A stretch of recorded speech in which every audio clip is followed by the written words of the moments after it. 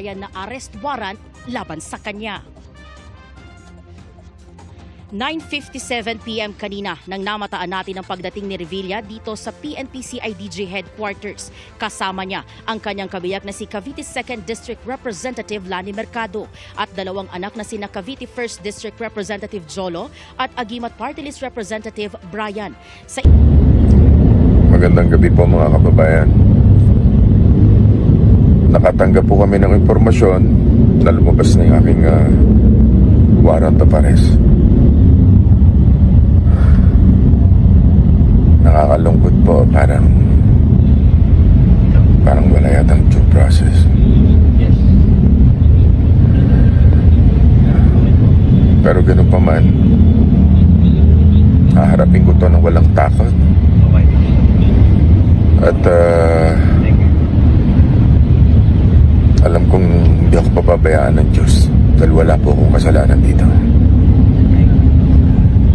Hilingin ko lang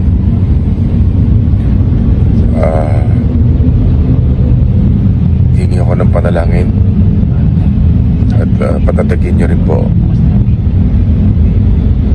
ang aking pamilya.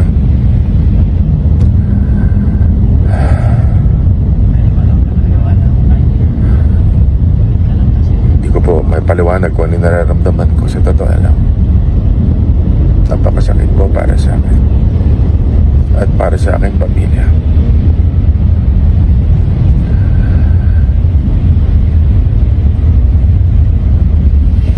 Lamang po, maraming salamat.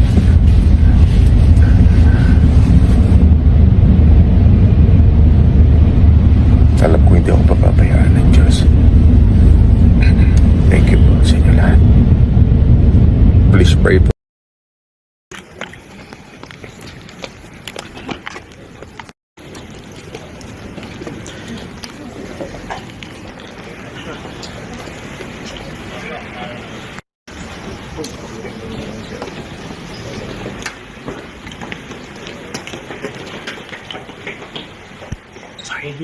Ayan na arrest warrant laban sa kanya. 9:57 PM kanina nang namataan natin ang pagdating ni Revilla dito sa PNP CIDG headquarters. Kasama niya ang kanyang kabiyak na si Cavite 2nd District Representative Lani Mercado at dalawang anak na sina Cavite 1st District Representative Jolo at Agimat Party List Representative Brian. Magandang gabi po mga kababayan. Nakatanggap po kami ng impormasyon na lumabas na yung aking warrant of arrest. Nakakalungkot po, parang wala yatang due process. Pero ganun pa man, haharapin ko to ng walang takot. At alam kong hindi ako papabayaan ng Diyos dahil wala po akong kasalanan dito. Hilingin ko lang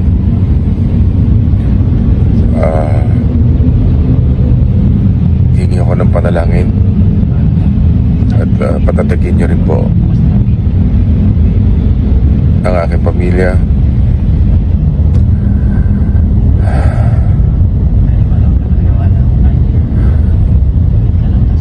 May paliwanag ko ano nararamdaman ko, sa totoo lang. Napakasakit po para sa akin at para sa aking pamilya.